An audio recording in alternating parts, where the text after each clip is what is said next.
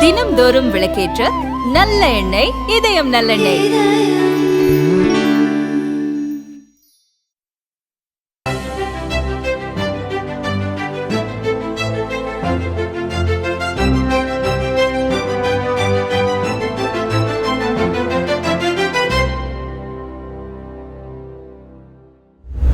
வளர்ந்த பாரதம் 2047.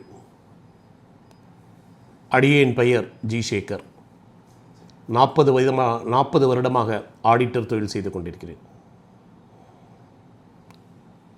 இந்த சேனலின் நோக்கம் 2047 உலக அளவில் வளர்ந்த பாரதம் முதலிடத்தை பெற வேண்டும். இதுதான் இந்த சேனலின் குறிக்கோள்.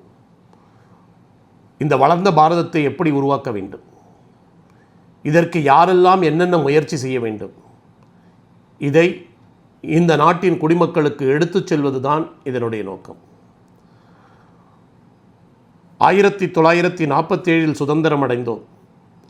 50 குடியரசானோம். கிட்டத்தட்ட குடியரசாகி 75 ஆண்டுகள் பூர்த்தியாகிவிட்டன. 10 ஆண்டுகளுக்கு முன் பொருளாதாரத்தில் 10வது இடத்தில் இருந்த நாம் இன்று 4வது இடத்தை பிடித்து கொண்டிருக்கிறோம். 3வது இடத்திற்கு செல்லப் போகிறோம். 2, 1 எப்பொழுது அதை அடைவோம்? முதலை அடைவதே நம் இலக்கு. இதற்கு ஒரு அரசாங்கம் மாத்திரம் தன்னுடைய கொள்கையால் முன்னேற்ற முடியுமா? ஒரு தனிநபர் நிர்வாகம் இந்த நாட்டை முன்னேற்ற முடியுமா? இது ஒரு கூட்டு முயற்சி. இந்திய குடிமக்கள், இந்திய அரசியல் அமைப்புகள், இந்தியாவின் மத்திய மாநில அரசுகள், இவர்களின் கூட்டு முயற்சி தான் இந்த நாட்டை 2047 ஒரு வளர்ந்த இந்தியாவாக மாற்ற முடியும். அப்படி ஒரு வளர்ந்த இந்தியாவாக மாற்றுவதற்கு எங்கு மாற்றம் தேவை? இந்திய குடிமக்கள் ஒவ்வொருடமும் மனமாற்றம் தேவை. ஒரு நாடு வளர வேண்டுமென்றால், அது வளர்ந்த நாடாக அறிவிக்கப்பட வேண்டுமென்றால், அந்த நாட்டில் உள்ள ஒவ்வொரு குடிமகன்களின் வளர்ச்சியும் மிகவும் நன்றாக இருக்க வேண்டும். அப்போ குடிமக்கள் வளர்ச்சி எப்படி வரும்? இது என்ன அலாவுதீனின் அற்புத விளக்கா?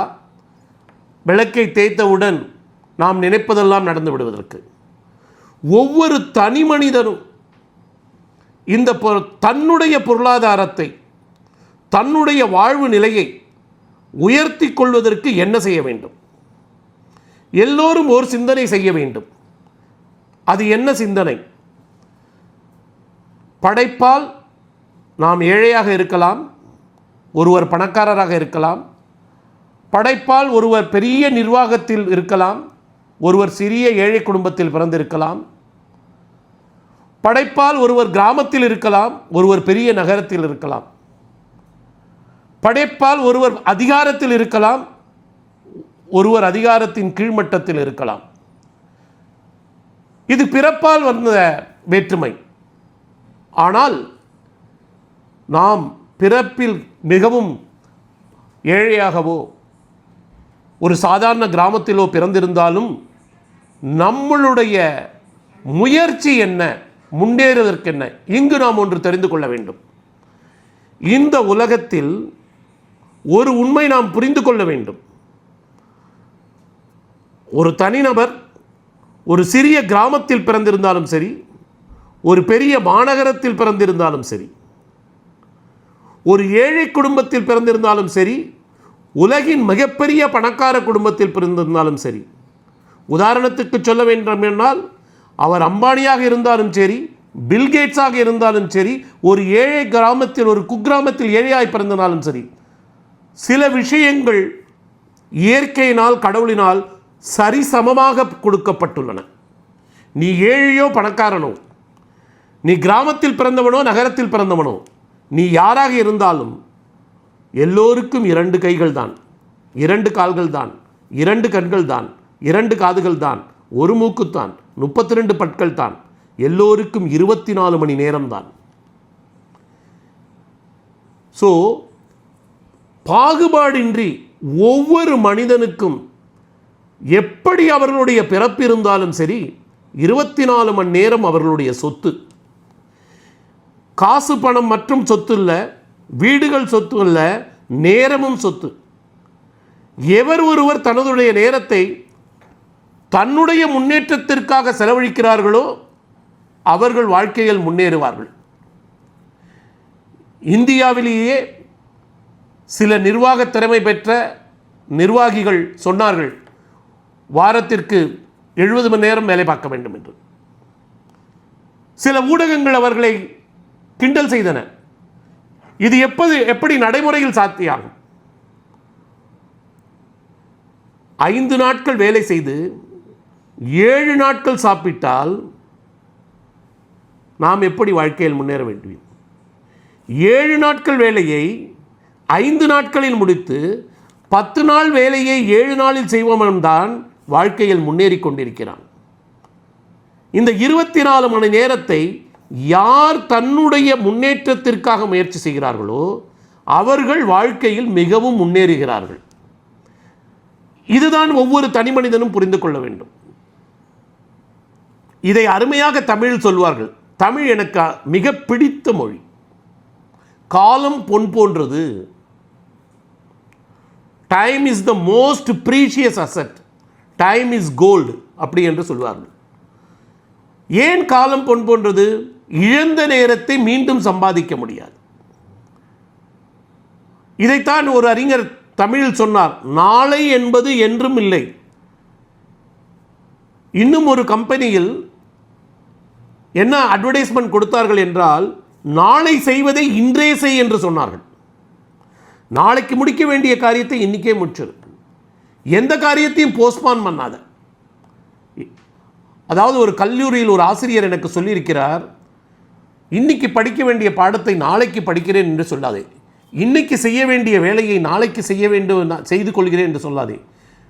நாளை உனக்கு தலைவலி வராது, நாளை உனக்கு தடங்கல் வராது என்பதற்கு இன்று கேரண்டி இல்லை. அதனால் நாளை முடிக்க வேண்டிய காரியங்களை, செயல்களை, படிப்புகளை எந்த ஃபீல்டில் இருந்தாலும் இன்றே முடிக்க முடியும் என்றால் அதை இன்றே முடித்து விடு. அப்பொழுதுதான் நாளை உனக்கு அதிகப்படியான நேரம் கிடைக்கும், உன் வாழ்க்கையில் முன்னேறுவதற்கு அதிக நேரம் கிடைக்கும்.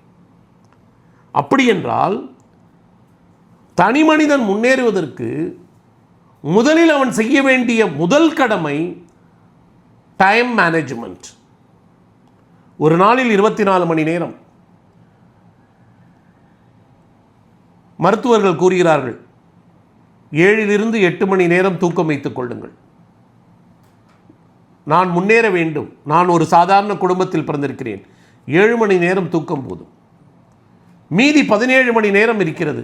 இந்த 17 மணி நேரத்தில் என்னுடைய முன்னேற்றத்திற்காக, நீ ஒரு மாணவனாக இருந்தால் உன்னுடைய கல்வித்துறையில் உன்னுடைய முன்னேற்றத்திற்காக, நீ ஒரு மாணவன் ஸ்போர்ட்ஸில் இருந்தால் உன்னுடைய திறமையை அந்த ஸ்போர்ட்ஸில் முன்னேற்றுவதற்காக,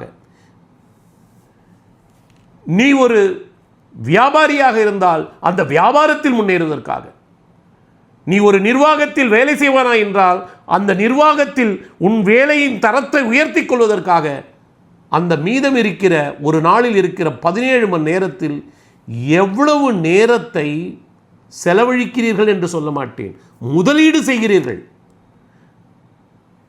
தயவு செய்து சொல்லுகிறேன், யாரும் நேரத்தை செலவு செய்கிறீர்கள் என்று நினைக்காதீர்கள், நேரத்தை முதலீடு செய்கிறீர்கள். எதற்காக முதலீடு செய்கிறீர்கள்? உங்களுடைய முன்னேற்றத்திற்காக, உங்களுடைய அறிவை வளர்த்துக் கொள்வதற்காக, உங்களுடைய வாழ்க்கை தரத்தை உயர்த்திக் கொள்வதற்காக. நீங்கள் சம்பாதிக்க வேண்டுமென்றால் உங்களுடைய சம்பாதிக்கும் திறமையை முன்னேற்றிக் கொள்வதற்காக உங்களுடைய நேரத்தை முதலீடு செய்கிறீர்கள். உங்களுடைய நேரம் உங்களுடைய முன்னேற்றத்திற்கு. நீங்கள் செய்யும் எந்த தொழிலிலும், அது தொழிலாக இருக்கலாம், படிப்பாக இருக்கலாம், விளையாட்டாக இருக்கலாம், இல்லை வேறு ஏதாவது திறமை உள்ள நிலைப்பாடாக இருக்கலாம், எந்த நிலைப்பாட்டிலும் உங்களுடைய திறமையை முன்னேற்றுவதற்கு உங்களுடைய நேரத்தை ஒவ்வொரு நாளும் நீங்கள் முதலீடு செய்தீர்கள் என்றால் வாழ்க்கையில் நிச்சயம் முயற்சி பெற முடியும். உங்களுடைய வாழ்க்கை தரம் உயர்ந்தால் இந்த பாரதத்தின் பொருளாதாரமும் உயரும். அப்படி ஒரு பொருளாதாரம் உயரும் என்றால் யோசித்து பாருங்கள், இந்த நாட்டில் இன்று 146 கோடி மக்கள் இருக்கிறோம். கிட்டத்தட்ட 80 கோடி மக்கள் உழைத்து கொண்டிருக்கிறார்கள். ஒரு 60 கோடி மக்கள் படித்து கொண்டிருக்கிறார்கள். இந்த 80 கோடி மக்களும் தங்களுடைய வாழ்க்கை தராதரம் உயர்வதற்காக குறைந்தபட்சம் ஒவ்வொரு நாளும் 10 மணி நேரம் முதலீடு செய்தால் யோசித்து பாருங்கள், 80 கோடி மக்கள் ஒரு நாளைக்கு 800 கோடி மணிகள் நம்மளுடைய முன்னேற்றத்திற்காக நாம் முதலீடு செய்கிறோம். அந்த முதலீடு இந்த நாட்டின் பொருளாதாரத்தை வளர்க்கும், இந்த நாட்டின் வளர்ச்சி பாதையை வளர்ந்த நாடாக எடுத்துச் செல்லும். ஆகவே நம்முடைய முதல் குறிக்கோள் காலம் பொன் போன்றது. அந்த காலத்தை நம்மளுடைய முன்னேற்றத்திற்கு நாம் முதலீடு செய்தோம் என்றால் நம்மளுடைய நாட்டின் முன்னேற்றமும் வளரும், நமது நாடும் வளர்ந்த நாடாக மாறும்.